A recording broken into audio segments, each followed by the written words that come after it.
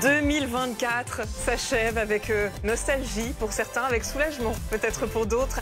Année des montagnes russes émotionnelles. C'est vrai que l'actualité a été riche, a été intense, a été forte, a été contrastée. Merci de nous avoir fait confiance pour vous la raconter. 2025 approche et on sera là comme toujours pour vous accompagner à chaque événement. En attendant, ce soir, c'est ensemble qu'on va vivre ce passage à la nouvelle année, un 31 décembre festif à vos côtés, aux quatre coins de la France. Tous nos reporters sont là, sont mobilisés. On sera sur les Champs-Élysées, on sera en Alsace, dans l'un des plus grands musicals de France, on sera à la montagne, dans les Alpes, à Avoria, on sera à Lille, à Marseille, et puis on va suivre en direct les feux d'artifice un petit peu partout dans le monde. On va tout de suite reprendre la direction des Champs-Élysées.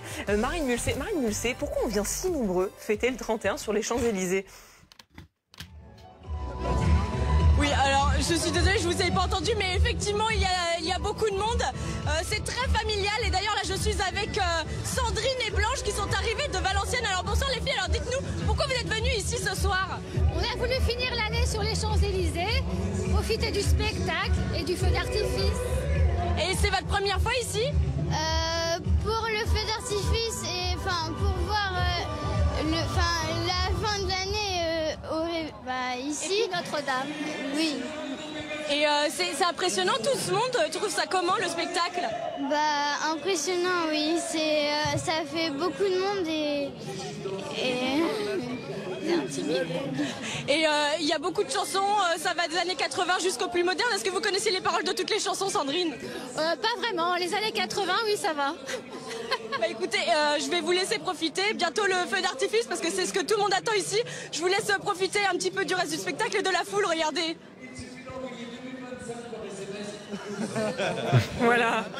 Et les bisous déjà qui commencent à 23h. Ça promet l'ambiance sur les Champs-Élysées. Merci Marine Mulsé, merci Elliott Francom. On va se retrouver, on va vivre avec vous ce réveillon comme c'est de tradition sur les Champs-Élysées avec ce feu d'artifice. Tout à l'heure, on va vous faire profiter un petit peu de ce spectacle. Je vous disais, on sera aux quatre coins de la France pour vous accompagner en plateau avec le général Pellistrandi, avec Guillaume Fard qui sont restés avec nous, avec Aurel Gage, notre consultant santé qui va nous donner tous les bons conseils, Aurel, pour profiter de la fête en toute sécurité. Alors que Stéphane Manigold, regarde ce qu'il nous a ramené. Voilà, ça commence bien. Il nous a ramené du champagne. C'est la première recommandation pour ce 31. Aurel. Alors, on va essayer quand même. Je vais devoir être un peu le rabat-joie. Donc je vais devoir rappeler un petit peu les règles. Toujours. Bon, déjà les règles Santé publique France, l'alcool, on avait dit pas plus de. Vous savez combien de verres par semaine il faut prendre au maximum ou pas du tout, à peu près, une idée? Nouvelle recommandation, pas plus de combien? Faut pas dépasser combien? Ouais, c'est pas 2 jours par semaine où il faut pas boire, non? 2 jours par semaine où il faut pas boire et encore le chiffre 2, donc pas plus de 2 verres. Donc 10 verres. Ah oui, 10 verres par semaine, il ne faut pas. Non, pas par jour. Non, attention. Non, surtout pas. Par semaine. 10 verres par semaine, il faut pas excéder ça.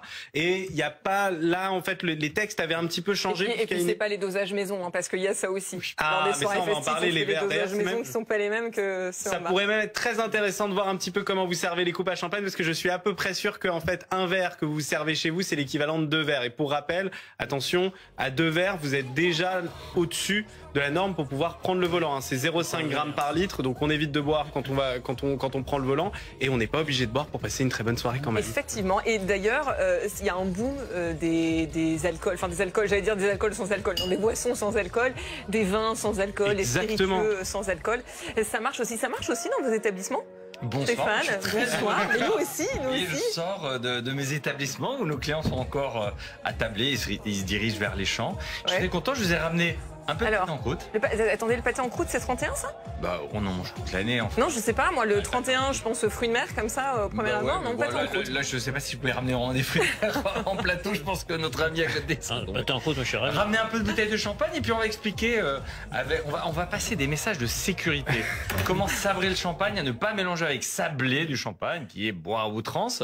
On verra le bon contenant, et puis je vous ai fait une charlotte aux poires, puisque on est en pleine saison avec les bonnes poires de nos agriculteurs français. Et voilà. Un gâteau de saison donc. Gâteau de saison, un pâté en croûte avec un cochon fermier. Vous avez de la volaille des Landes et une gelée qui est faite à base du pinot des Charentes. Vous nous donnerez la recette en détail tout à l'heure. On va faire un peu de cuisine.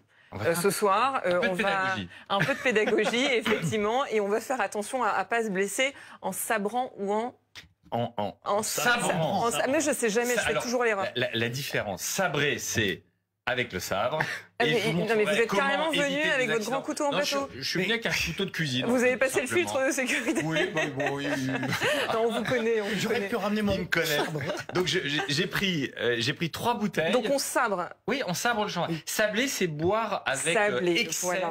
Le champagne, c'est fortement déconseillé. Et puis il arrive beaucoup d'accidents. Donc on verra comment sabrer en toute sécurité ce qu'il faut Comment faire. on sabre en toute fera ça un peu avant sécurité. minuit. Le tuto tout à l'heure, un peu avant minuit pour être fin prêt pour minuit, avec modération toujours. Et puis on verra aussi comment pas se couper pour les huîtres, parce qu'il y a beaucoup de bobos aux mains le soir du 31. On va tout de suite aller à Marseille, sur la Canebière, où c'est une soirée disco qui se prépare, Lola Baye.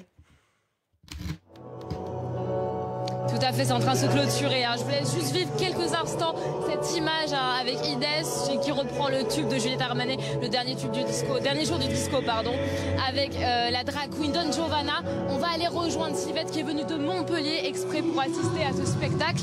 La Sylvette, qu'est-ce que vous en pensez là? Bon, le spectacle est très bien. Bon, peut-être un peu court visiblement. Et autrement, c'est sympa. Puis ça change des réveillons clichés qu'on fait d'habitude. Ça bouscule un peu les codes, hein. Tout à fait. Et je crois que actuellement, de toute façon, les cabarets reviennent beaucoup en vogue, quoi. Puisqu'il y en a un peu partout en France ça revient. Mais c'est bien. Puis ça change un petit peu, de ce qu'on peut voir. Est-ce que finalement, c'est pas la bonne résolution pour 2025? Je pense que si. C'est la bonne résolution pour 2025. De finir 2024 et de commencer 2025 dans une ambiance comme ça qui est quand même sereine et festive. Merci beaucoup, profitez bien de votre soirée. Donc vous le voyez là, c'est en train de se clôturer. La fièvre du disco tombe sur Marseille avec beaucoup de monde au rendez-vous, 300 personnes. Il y a eu différents tableaux qui se sont enchaînés. Il y a eu du Dua Lipa, il y a eu aussi du pole dance, différents styles. Et c'est ça ce qui a fait la marque de cette soirée, qui a été le moment fort ici. Ce mélange de modernité dans un bâtiment extrêmement classique au Palais de la Bourse à Marseille pour ce réveillon. Merci Lola, on va se retrouver tout à l'heure pour la fin du spectacle, le Palais de la Bourse, lieu historique à Marseille, avec ce superbe show ce soir qui est offert aux Marseillais, dont on vous montre quelques extraits. Guillaume, Oui. fan de disco, vous m'aviez dit tout à l'heure, on aurait le droit à une petite démonstration. Non, en plus de pâté en croûte, moi. Je peux vous faire une dégustation. En fait, on était en train de regarder le spectacle. Alors nous tous, on était fascinés par ce qui se passait à Marseille. Il n'y avait que Guillaume qui était en train de languir sur le pâté en croûte. J'adore la gastronomie On va française. manger après, On Guillaume, parlait du le pâté en pâté en croûte. croûte. C'est incroyable. Pourquoi ça marche toujours autant le cabaret, Stéphane? Et parce que on voyage, c'est aussi l'ouverture, la tolérance. Et vous savez, aller au cabaret, c'est aussi typiquement français. C'est parisien, c'est l'histoire de notre patrimoine. Et donc, aller dans un cabaret à Marseille, moi j'ai vu les images, là, elles étaient, même si j'étais un peu déconcentré sur le pâté en croûte, j'ai vu les images. Décidément, ce pâté en croûte, c'est la star de la soirée. J'ai vu les images, mais ça nous fait voyager. C'est une parenthèse enchantée qui se prolonge. On clôture l'année avec quelques bulles, avec modération, parce que sinon le docteur il va me taper dessus, entre amis. Il a une grosse massue cachée derrière son dos. Oui, c'est un peu ça, ouais. À chaque faux pas, il vous tape dessus. Ça va être une modération. C'est le loisin aussi, accessoirement. Effectivement. Bon, vous savez quoi? Je vous propose, on va quitter l'univers du pâté en croûte pour celui de la fondue, de la raclette. On va aller en montagne parce que là aussi, on a une carte postale enchantée avec Romain Etuin, qui a de la chance. Il est à Avoria, en Haute-Savoie. Romain, alors non, j'allais dire, non, c'est pas le petit chalet coucounet, non, c'est ambiance boîte de nuit chez vous. Eh ben oui, écoutez, je vous entendais parler de pâté en croûte ici aussi à la montagne, on mange très bien.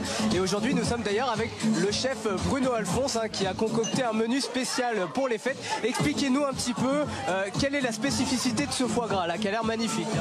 Alors là, on est sur un foie gras de canard mi-cuit, mariné avec du porco, une petite brioche toastée, une poire pochée puis rôtie aux épices, un petit condiment poire et qui est légèrement acidulé, avec quelques petites feuilles de shiso qui viennent apporter ce côté épicé de nouveau. Voilà. En tout cas, ça nous donne clairement l'eau à la bouche. Bon, là, on est en train de le voir juste à côté de nous avec les images de Raphaël Blanc d'Amour. C'est clairement la fin du repas. On se rapproche du feu d'artifice et les gens, ils sont là pour danser. Ils ont envie de réchauffer la salle.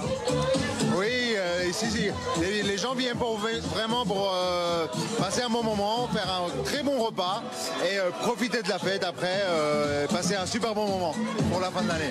Bah, vous le voyez, ici, on mange bien. Je peux confirmer en tant que client, on mange très bien, on est très bien reçu, le service est toujours impeccable, la neige, le soleil, les vacances se passent magnifiquement bien et on est tous là grâce à vous pour passer un bon réveillon. Merci beaucoup. Merci. Voilà, et bah maintenant, il n'y a plus qu'à danser, à profiter et puis on va attendre avec impatience ce feu d'artifice. Merci Romain. Ce qui est bien avec vous, c'est que depuis tout à l'heure, on se balade à Avoria, on va de soirée en soirée, d'ambiance en ambiance. Sur le menu, j'étais en train de demander au général, c'est quoi votre menu, le menu phare du 31 pour vous? C'est ce mélange des gastronomies françaises, fruits de mer, foie gras, pâté en croûte. C'est ça ce qui est fabuleux, c'est qu'il n'y a pas une région en France où il n'y a pas des merveilles de la gastronomie et c'est l'occasion de faire la fête avec modération. Alors je veux bien le pâté en croûte, mais quand même, globalement, les fruits de mer, c'est les produits stars du 31, pourquoi on consomme des fruits de mer, le fruit de mer, le gibier aussi, le chevreuil, qui est un produit qui est très consommé, la biche, le dos de cerf, c'est des produits qu'on consomme avec... et puis la truffe. La truffe qui arrive. Ouais, c'est pas le même budget, hein. Alors c'est vrai qu'au kilo, c'est très cher la truffe. Mais bon, personne ne mange 1 kilo de truffe. Globalement, vous mangez 10 grammes. Donc à 10 grammes, vous comptez 1 euro du gramme pour une truffe. Et pour une purée, par personne, globalement, c'est 5 grammes. Donc vous faites une belle purée truffée, c'est pas excessif. Pour 5, vous êtes à 25 euros. Les pommes de terre, vous les achetez. Et là, vous avez une purée truffée qui est formidable. Donc c'est le saumon, c'est... La convivialité, c'est vraiment la table de partage le 31 au soir. On se met à table, chacun apporte quelque chose. Ce qu'il a fait lui-même, le fait maison. Moi, je suis un fervent défenseur du fait maison. Ou alors, on va au restaurant si on sait pas entre guillemets cuisiner, et qu'on a envie de s'affranchir des contraintes. D'ailleurs, on le voit, le client, il avait l'air très content là. Hein. Ah bah oui, forcément, il était très content et le menu avait l'air effectivement savoureux. Vous disiez le plaisir de partager aussi, voilà, un moment de convivialité. On partage. Il y a quelque chose de ludique aussi dans le repas du 31. C'est peut-être aussi pour ça les fruits de mer parce qu'on pioche. Et il y a aussi une nouveauté depuis quelques temps, c'est la raclette. La raclette parce qu'on était à la montagne. Bon là, en l'occurrence, il n'y avait pas de raclette, mais la raclette de Noël, la raclette du 31, il y en a de plus en plus qui s'y mettent parce que c'est vrai que c'est assez facile, il n'y a pas besoin de préparer, et puis il y a effectivement ce côté très convivial, très sympathique. Bon, soyons honnêtes. Avec du fromage à la truffe, vous qui aimez bien la truffe. Oui, ou 3 fromages, un fromage fumé. Soyons honnêtes, la raclette c'est toujours sympa, mais chez les autres. Hein. Parce que chez soi, les odeurs sur les rideaux, etc., bon, alors il faut les mettre. Donc, ça, je pense que là, si on est un peu honnête, la raclette, on aime bien la manger chez les autres. Chez soi, il faut ouvrir les fenêtres. Ouais. Non, mais c'est vrai que tout ce qui est partage, on vient de vivre une année quand même incroyable avec les Jeux Olympiques, l'inauguration de Notre-Dame. Et ce 31, moi je trouve que c'est pas un 31 comme les autres. On le voit auprès de nos clients, ils avaient vraiment envie de sortir, ils ont envie de faire la fête, ils ont envie de se retrouver. Les traiteurs ont cartonné. Moi, je suis très content pour les commerces de proximité. Donc, merci à tous ces Français qui sont allés vers ces commerces de proximité, vers les traiteurs. Dans leur Il y a un boom en termes de consommation cette année. Vous disiez, c'est pas un 31 comme les autres?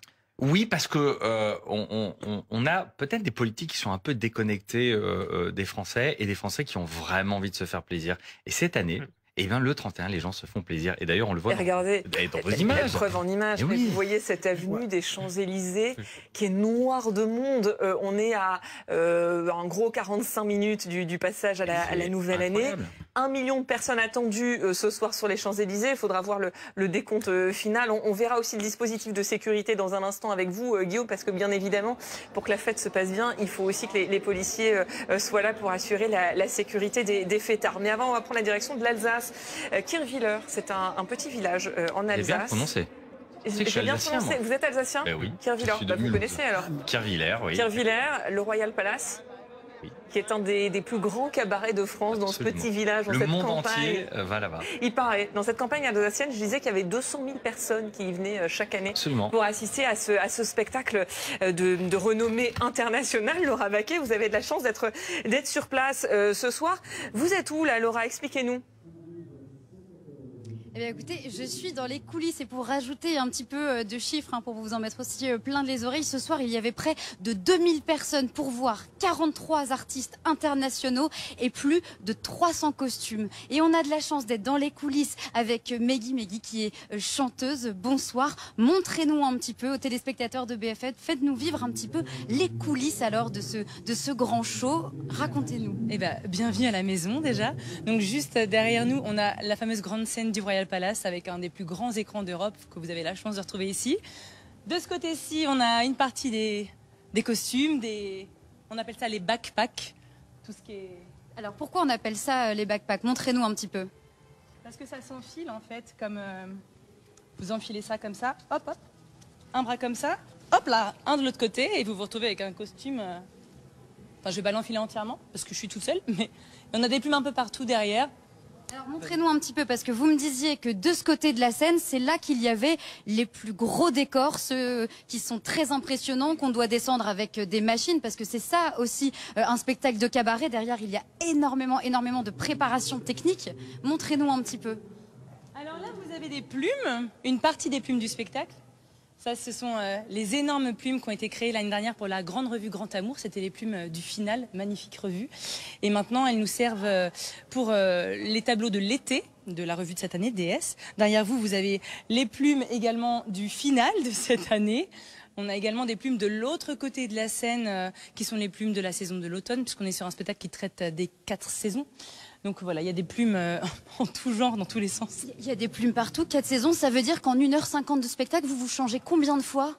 Ça veut dire qu'on se change, on doit porter 7 costumes, on doit se changer 6 fois chacune, parce qu'on est 4 chanteuses.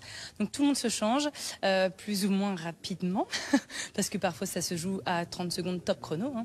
Et donc c'est quoi l'ambiance dans les coulisses? C'est un peu le rush? C'est quoi? Ça dépend. Si on est tout seul, c'est comme ça. Il faut parfois quelqu'un, il faut vite trouver quelqu'un. C'est le rush, c'est la folie, c'est j'ai besoin de ça, ma fermeture éclair, mon machin. Enfin ouais, ça s'enchaîne, on va pas se mentir. On n'est pas là pour rigoler, quoi. Mais tout ça, c'est pour faire vivre un spectacle formidable. Moi, j'aimerais bien savoir ce que ça fait, en tout cas, d'avoir un costume comme ça. C'est. Ouais, c'est vrai. Allez, ça part. C'est super impressionnant. En tout cas, c'est très beau. Allez-y, aux épaules, hop. Il y a des mois de préparation, non, pour ces costumes? Oh, des mois. Ah oui, c'est quand même. Ouais. Oh, c'est un petit peu lourd. Et vous dansez avec ça? C'est quand même confortable. Je suis chanteuse, mais les danseuses, oui, ont des. Après, les costumes comme ça qui sont très volumineux, ce sont des chorégraphies très douces, très. On n'est pas sur quelque chose de très rythmé où il faut faire des folies et des saltos dans tous les sens, mais c'est beaucoup de la démonstration et de la présentation de costumes. Mais ça fait son poids. Parce que je sais pas, je les ai jamais enfilés, donc. Bah moi je trouve ça plutôt confortable, c'est très bien fait. En tout cas, merci beaucoup Meggy. Voilà, je voulais juste vous faire vivre un petit peu ce que c'était que d'être dans la peau d'une danseuse de cabaret. Alors malheureusement, je n'ai pas encore ce talent et cette expertise, mais on va continuer quand même de vous faire vivre la soirée au cabaret du Royal Palace pour BFM TV. Non mais si, Laura, ça va venir. Là, à la fin de la soirée, vous prenez quelques cours, quelques pas. Alors attendez, faites-nous une promesse. Est-ce qu'à la fin de la soirée, on aura quelques pas avec le costume? Oui. Oui. Je veux bien tenir cette promesse. Bon, alors rien pour ça. Avec le costume. Restez avec nous. Restez avec nous.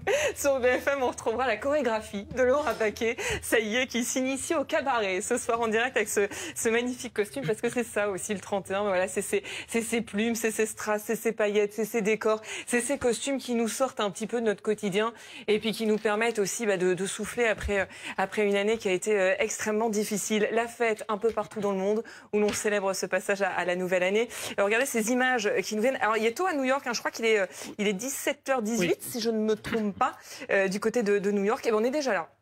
Voilà, on est déjà là à Times Square pour se préparer avec ces gros chapeaux à fêter 2025. Il faut dire qu'il y avait déjà beaucoup de monde aussi sur les Champs-Élysées tôt cet après-midi. 1 million de personnes, je le disais, attendues. On va reprendre la direction des Champs-Élysées dans les prochaines minutes. Guillaume, parce que tout ce petit monde, pour qu'il passe une bonne fête, il faut aussi sécuriser tout ça. Il y a un dispositif de sécurité important qui a été déployé ce soir. C'est vrai qu'il faut montrer patte blanche pour aller sur les Champs-Élysées. Oui, pour les champs, oui. Alors, 1 million de personnes, c'est un chiffre rond. C'est bien aussi pour la presse. La réalité est un peu en deçà, parce que 1 million de personnes sur les champs, ça veut dire 7 personnes au mètre carré, 7 à 8 personnes au mètre carré. On n'y est pas, même si on est un peu serré. C'est dense, mais on n'est peut-être pas encore à 7 dans 1 mètre carré. Mais je vous concède qu'on peut monter à 600 000 personnes. Attendez que les clients sortent de nos restaurants, vous allez voir. Qu'est-ce que c'est le programme? Généralement, on va au restaurant et juste après, on sort, on va sur les Champs-Élysées. Sont pleins. Mais oui, après, bon, il y a des risques qui sont assez classiques. Bon, le premier, c'est le risque de RIX, si on arrive à le prononcer ainsi. Les affrontements, le fait que des personnes qui ont bu parfois au-delà du raisonnable peuvent s'affronter ça ou là sur l'avenue. Il y a le risque terroriste, qui est peut-être le risque le plus élevé. 2024 sera probablement une année particulière de ce point de vue. Ce sera la première année, alors je veux porter malheur à personne parce qu'il n'est pas encore minuit, mais où il n'y a pas eu de mort du terrorisme sur la voie publique en France depuis 2015. Parce que alors 2022 était une année un peu exceptionnelle parce que l'unique victime était Yvan Colonna en détention, mais on n'aura pas eu de mort. Il faut remonter au mois de décembre 2023 pour retrouver une victime, mais ça reste une menace qui est quand même très élevée avec 2 attentats déjoués tous les 3 mois en moyenne, et donc plus particulièrement ce soir évidemment du côté de la préfecture de police de Paris. On regarde cela. Maintenant, si on sort un instant de Paris, dans les enjeux de sécurité, il y a cette question des mortiers d'artifice qui reste toujours un peu le fléau du 31 décembre. L'année dernière, il n'y a pas eu trop d'usage de mortiers parce que les stocks avaient été utilisés pendant les émeutes de l'été 2023, notamment. Mais cette année 2024, bon, il pourrait y avoir des usages, notamment dans certains quartiers un peu difficiles en périphérie immédiate périphérie des grandes villes. Et puis il y a la question de l'alcoolémie routière. Qui va beaucoup mobiliser, notamment les gendarmes, parce que les gendarmes ont sous leur protection plus de 87% du réseau routier français. Et rappelons que 75% des accidents mortels un soir de nuit de Saint-Sylvestre, c'est lié à l'alcool. Donc les forces de l'ordre vont procéder à un nombre de contrôles très important, parce que ça reste quand même une grande part de leur activité de veiller à ce qu'on ne s'alcoolise pas si on prend le volant. Avec ce chiffre édifiant, alors c'est pas, encore une fois, c'est pas pour casser la fête, c'est pas pour casser l'ambiance, mais quand même juste un peu de prévention ce soir. Ce chiffre, 4 conducteurs sur 10 qui ont l'intention de boire et de conduire aujourd'hui après la fête selon l'association de prévention routière. Et quand on regarde dans le détail de cette étude les solutions qui sont envisagées par ces personnes qui ont l'intention de boire et conduire, qui disent voilà, on va attendre un petit peu avant de prendre le volant, on va emprunter les petites routes, on va rouler lentement. Bon, tous ces trucs-là, il faut le dire en réel, ça ne marche pas. Là déjà, ça ne marche pas. On peut même essayer de tout reprendre en même temps. Prendre les petites routes, c'est justement la pire d'une fin. C'est l'endroit où il y a le plus d'accidents. Donc faut éviter parce que c'est des routes qui sont en plus sinueuses. Donc comment faire des accidents encore plus graves, puis en plus les secours vont mettre du temps à arriver. La deuxième c'était quoi? C'était la deuxième, c'était on attend avant de prendre le volant. Alors on attend avant de prendre le volant. Enfin, faut attendre longtemps. On met combien de temps pour éliminer un verre?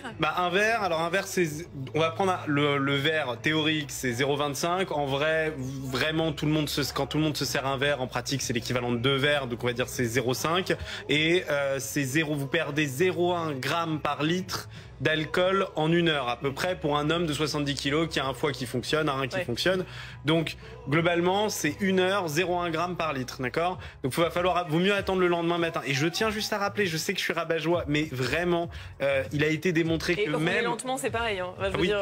Mais rouler lentement, en fait ça n'empêche que les réflexes sont diminués, le champ de vision est diminué, et je tiens juste à rappeler que même à un verre, en fait vous avez une altération cognitive, donc vraiment vous avez un surrisque qui a été démontré.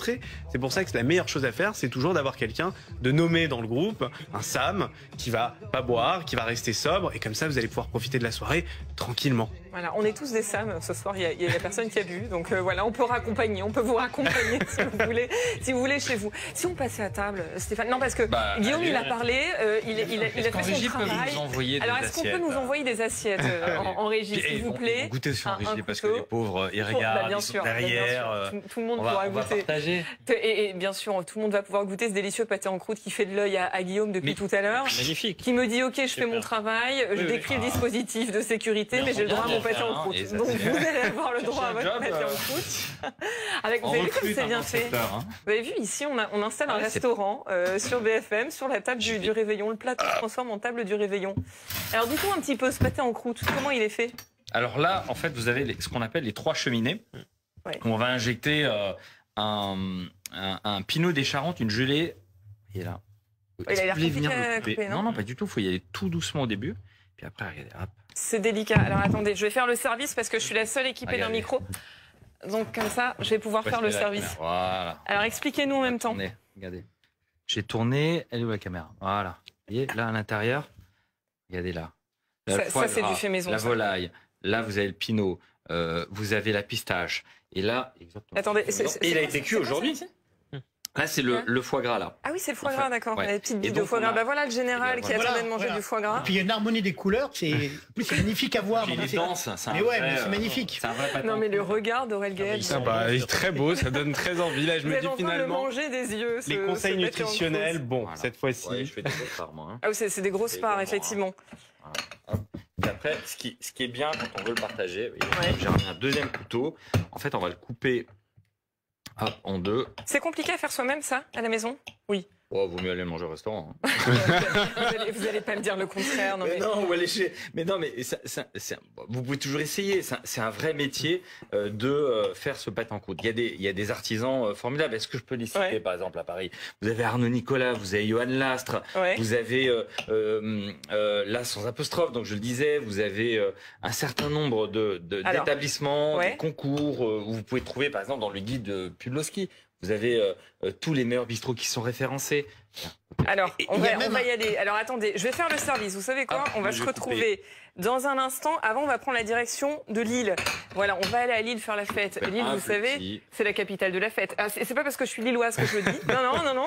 Non, pas un peu quand même. J'ai Frédéric, ma chef d'édition dans l'oreillette, qui me dit si un peu. Non, du tout. C'est parce que j'ai vu une étude là-dessus. Et figurez-vous que Lille, c'est la deuxième fête la plus festive en France après Montpellier. Donc, on va voir comment on fait la fête à Lille avec Quentin Vieillard qui est sur place.